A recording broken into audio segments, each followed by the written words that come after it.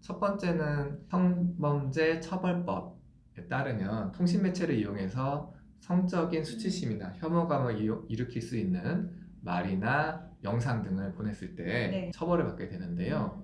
그러면 이 경우가 해당하는지 보면은 네. 이게 문헌상으로는 해당은 돼요.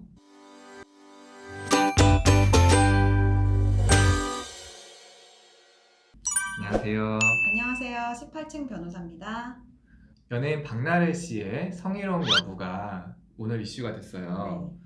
박나래 씨가 이제 약간 성적인 그런 비유들을 한 행위들인데 그 행위가 19금에 해당하는 것에 대해서는 모두가 이견이 없을 것 네, 같고 다만 그 행위가 형사상 어떤 문제가 되는지 여부에 대해서 법률적인 부분만 한번 같이 살피겠습니다. 그런 성적인 문제들은 네. 문제가 되는지를 판단하려면 남녀를 바꿔서 생각해 보는 것도 좋은 것 같아요. 맞아요. 남녀를 바꿨을 때도 네. 여전히 문제가 없는지 아니면 그래도 여전히 문제가 있는지를 보면 좋을 것 같습니다. 네, 변호사님 사실관계가 어떻게 되나요?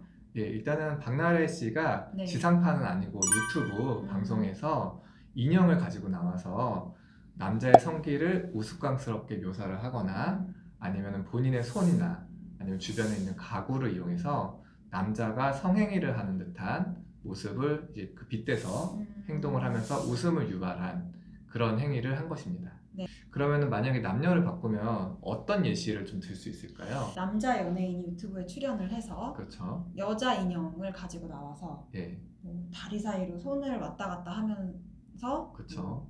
비빈다거나 가슴을 주무른다거나 예, 이런 행동을 할 수도 있을 것 같고요. 빗댄다면 그렇죠. 아니면 손이나 또 음식 등을 이용해서 여자가 성행위하는 장면을 우스꽝스럽게 묘사를 한다거나 그렇죠. 이런 식으로 웃음을 유발한다고 했을 때 예, 어떨지 그렇죠. 한번 바꿔 생각해 보면 될 것 같아요. 예, 일단은 이 사건은 그냥 방송이기 때문에 이제 방송 중에 이제 어떤 사람을 이제 처치하거나 이런 건 아니잖아요.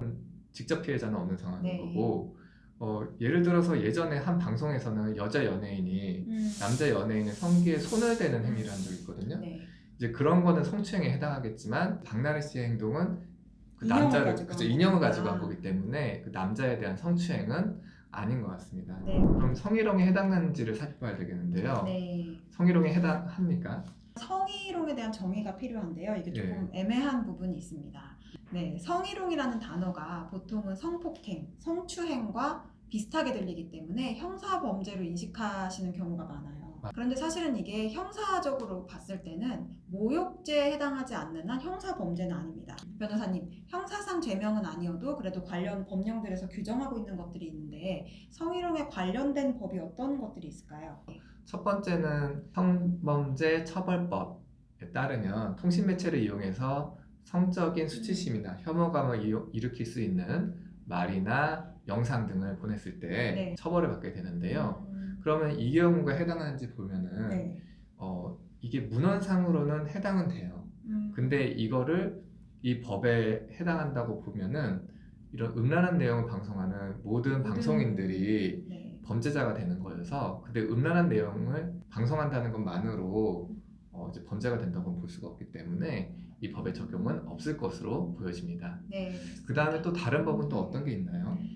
네, 그리고 정보통신망법에 따르면 정보통신망을 활용해서 음란한 영상을 유통하는 경우 처벌할 수 있다고 규정이 되어 있기는 해요. 근데 여기서도 음란하다는 그 뜻의 범위를 그렇죠. 좁게 해석을 해야 될 것으로 보입니다. 그렇죠. 네. 우리가 법에 있는 문구를 해석할 때는 우리가 일상생활에서 해석하는 문구보다 조금 엄격하게, 그렇죠. 엄격하게 해석을 해야 되는 거거든요. 게다가 이런 처벌과 관련된 거는 매우 좁게 해석을 해야 되기 때문에 우리가 그냥 음란한 거라고 했을 때 음란과는 조금 더 좁은 그런 음란으로 보셔야 됩니다. 이 경우도 박나래 씨한테 적용된다고 보기에는 좀 어렵습니다. 네, 어려울 것 같습니다. 결국 우리가 박나래 씨의 행위가 성희롱으로서 어떤 형사상 죄책을 지는지를 살펴봤는데 앞에서 살펴본 바와 같이 박나래 씨의 행위는 형사상 죄책을 지지는 않을 것 같다는 거고요. 결론적으로 그 19금을 걸지 않고 녹화 방송이었잖아요, 이게. 그렇더라고요. 예, 뭐 모자이크까지 준비한 걸로 봐서는 녹화 방송에서 충분히 19금을 걸 수 있었음에도 19금을 안 건 행위 말고는 뭐 형사적으로는 문제가 없을 것 같습니다. 이게 뭐 도덕적으로나 윤리적으로 어떤 비난 가능성이 있는지 모르겠지만은 일단은 형사적으로 문제가 없는 걸로 바로 결론을 내려보겠습니다. 네, 지금까지 18층 변호사였습니다. 안녕.